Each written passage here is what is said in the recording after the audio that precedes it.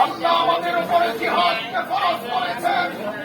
রব্বুল আলামিন আমাদেরকে পৃথিবীতে খলিফা বানিয়ে পাঠিয়েছেন শুধুমাত্র নিজের চিন্তা করবার জন্য নয়, বরং বিশ্বব্যাপী মুসলমানরা যেখানে আক্রান্ত হবে মুসলমানদের পাশে দাঁড়াবার জন্য আমাদেরকে প্রস্তুত হতে হবে। ঠিক কিনা? সকল কাফের মুশরিক বেঈমানরা যখন একতাবদ্ধ, তাদের এই সংগ্রাম, তাদের এই সংযোগে